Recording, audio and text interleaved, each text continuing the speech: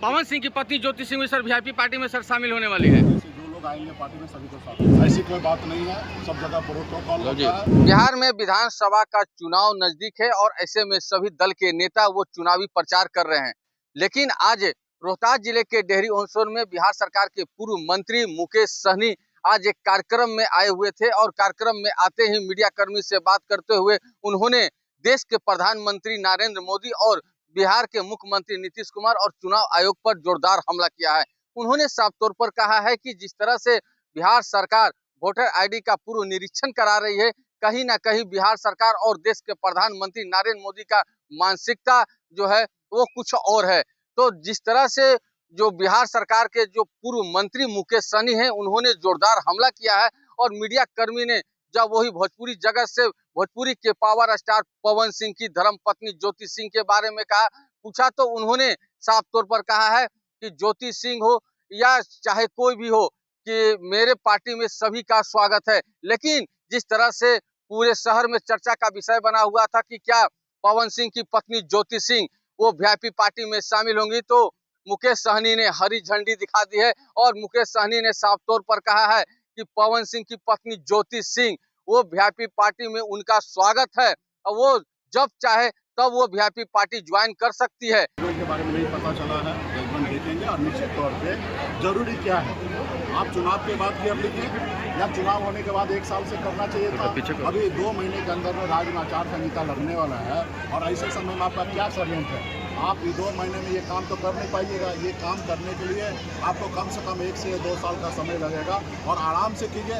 इतने short time में आप बताइए, हमारे राज्य से 3 से 4 करोड़ की आबादी जो दूसरे राज्य में मजदूरी करने के लिए गए हैं और सब छठ में दीपावली में आते हैं, अभी कोई अपना काम धंधा छोड़कर नौकरी छोड़कर बिहार में कैसे आएंगे? और जब नहीं आएंगे तो उनका वोटर लिस्ट में नाम नहीं जुड़ेगा और जब वोटर लिस्ट में नाम नहीं जुड़ेगा तो वो कभी भी चुनाव, क्योंकि वो देश के नागरिक है, देश के मालिक है, वो वोटर है, वो कभी भी अपने राज्य में आके चुनाव दे सकते हैं। अगर वोटर लिस्ट में उनका नाम नहीं होगा तो चुनाव कैसे दे पाएगा? और इससे बताएं हमको भारत सरकार को लाभ क्या है? इसी वोटर लिस्ट पर तो आपका 2024 में लोकसभा चुनाव हुआ और 40 में से 30 सांसद मोदी जी का बना और उसी के दम पर आज देश में सरकार है। और जब सरकार अगर उसी के दम पर है तो ये वोटर लिस्ट कैसे खराब है?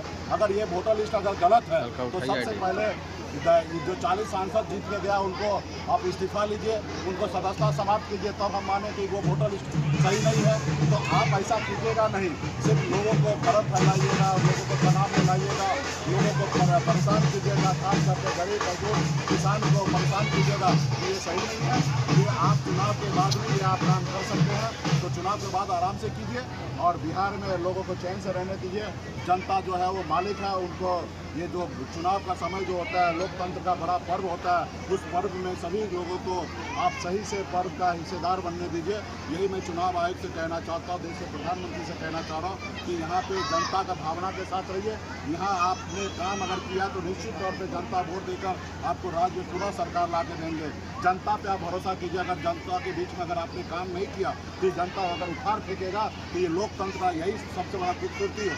आप अगर गर्व से कहते हैं कि मैं चाय बेचने वाला का बेटा हूँ, अगर प्रधानमंत्री बने हैं तो ये बाबा साहब भीमराव अम्बेडकर का संविधान का ही देन है कि उसी संविधान के दम पर आज देश के प्रधानमंत्री आप बने हैं।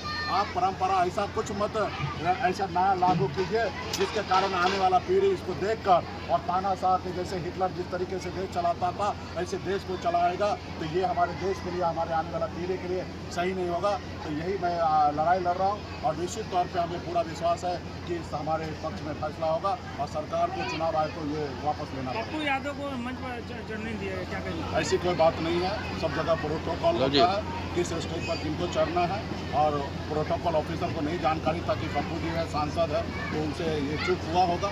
इस पर बहुत ज़्यादा बिहार विधानसभा में वीआईपी पार्टी कितने सीटों पे लड़ रही है? तो आप लोग को बताएंगे। तेजस्वी जी हमारे के बच्चे हैं, बोले पप्पू यादव क्या कहेंगे इस पर? ठीक है, बोले तो सर लगातार एक चर्चा बना हुआ है सर एक क्वेश्चन लगातार चर्चा बना हुआ है सर, पवन सिंह की पत्नी ज्योति सिंह भी सर वीआईपी पार्टी में सर शामिल होने वाली हैं।